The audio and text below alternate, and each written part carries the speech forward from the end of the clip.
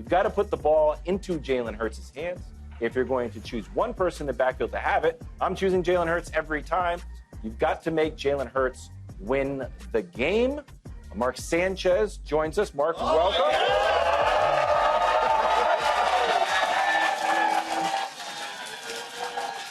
You didn't get that. I know. I feel a little excited. I feel a little excited. I'm just Greg did not.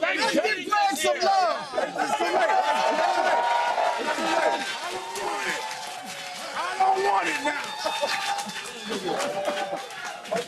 Mark, it's got love. Quarterbacks. Exactly. Quarterbacks get all the love. And all the hate, apparently. Skepticism around Jalen Hurts' performance fair. Well, I don't know if you can call it skepticism or if it's a respect for Saquon Barkley and the change in offensive identity. This is a complete shift. I know it's a rematch, but this is a completely different Eagles offensive attack. Remember, the last time these guys played, Jalen Hurts put the ball up 38 times in the air, right? He threw it 38 times. If they do that this weekend and don't hand it to Saquon 38 times, I'd lose my mind. If I'm Kellen Moore, I'm trying to set the NFL record in a Super Bowl for rushing attempts. That's my game plan. That's my game plan. I'm going to get him in base defense. You know Tranquil's on defense, and you know Bolton's on defense, but I want to bring in Leo Chanel. Hey, get in here. Come fit up in the run. Every single play. And anytime you bring an extra guy in the box, and you're going to go one-on-one, McDuffie on A.J. Brown, let's go one-on-one on the edge. Greg Jennings, am I right? Yes. I mean, come on now. Hand the ball to Saquon. Jalen Hurts' first 4 years in the league are identical, almost identical to Russell Wilson's first 4 years in the league, and he plays a different brand of football now. This offense runs through 26. It runs through the run game. Anytime they get a one-on-one matchup, throw it to A.J. Brown. All the other throws are really extensions of that run game. And that team last time, remember, it was Gainwell, Sanders, Boston Scott. They had 45 yards rushing. Saquon's averaging almost 150. So this is a completely different attack, and I understand why Micah Parsons is saying that. Stop the run, make Jalen Hurts beat you. Let me ask you this. If Kansas City gets up 10 early, say second quarter, do you think they'll abandon the run? Philadelphia will abandon the run, or how tough is it to stick with it even though you're down? You got to fight to stick with it. And the way they will have to do it is when you go down 10 points like that, and Greg knows this, down 10, down 14, when it's 3rd and 8, I don't need all 8. I can go for 6 and 7 because we're going for it on 4th down anyway. The brotherly shove, the tush push, whatever you want to call it, that's going to work in their favor, and that's going to count as a rushing attempt. You can't lose sight of that. Those are kind of like hidden points, hidden rushing attempts. That's where they can make up for it. But if Kellen Moore abandons the run game, I really think it's an advantage for the Chiefs. So I want to ask you a question from a quarterback's perspective, because you've been in that role, obviously. Do you take slight? Do you take it as, man, they are disrespecting me? Because Jalen is going to say all the right things every time we hear him. But when you're home, when you're watching your film, when you're when you're preparing yourself to play these games, in the back of your mind, none of us feel like we can't get it done. Right. How is it that Jalen Hurts is saying these things? Is he really feeling this way? Are you feeling this way as a quarterback, or do you want that opportunity to put the ball in your hands? I know for a fact he would love to throw the ball more than 24 times a game or whatever he's averaging.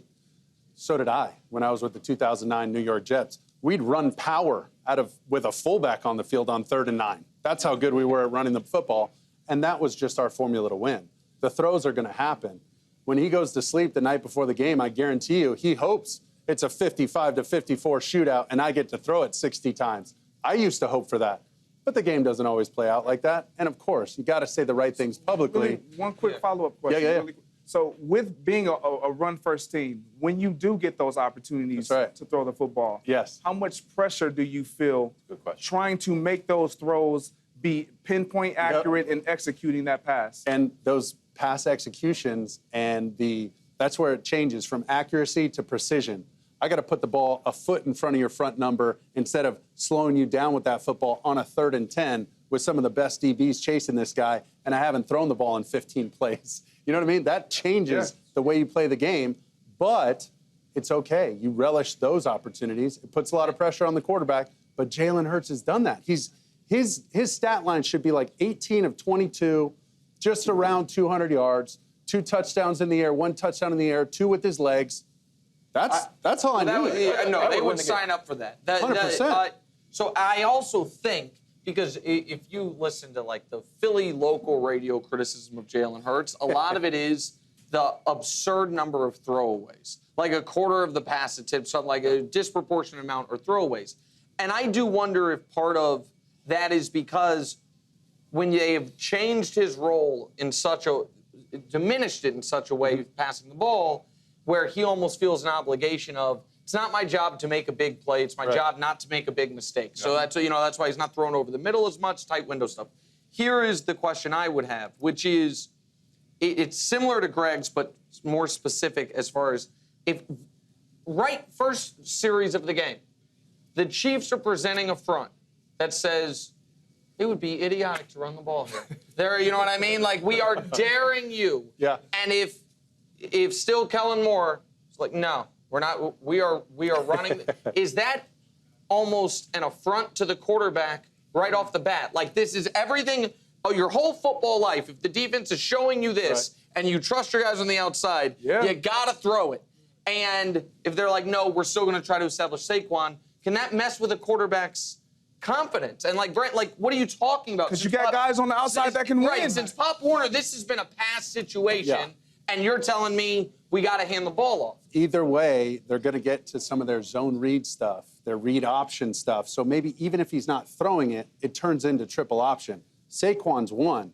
Yeah. Jalen's 2 running it, and he can still ditch it, which is technically a pass. So it's going to happen the right way for him, I think, if they stick to the formula. But, yeah, of course, if you don't throw the ball for 2 series in a row, you're kind of looking around like, do you guys trust me? Well, yeah. So it's a good question. I'm a Chiefs guy. I'm a Mahomes guy. That was. He's gonna pick the Eagles. I'm not, but that was a compelling. Can I tell you some better pick? Real quick before we go, because I consume a lot of Mark's content on the network, and I know the stuff he's been saying possibly about the Eagles and Jalen, and I really am trying to push Wilds over the edge to pick the Eagles. It's one of the reasons I really wanted you on. I thought it would be the final piece to get Wilds to pick the Eagles. Good look. Yeah. AJ Brown's there. All right. Thank you, Mark Sanchez. Always great.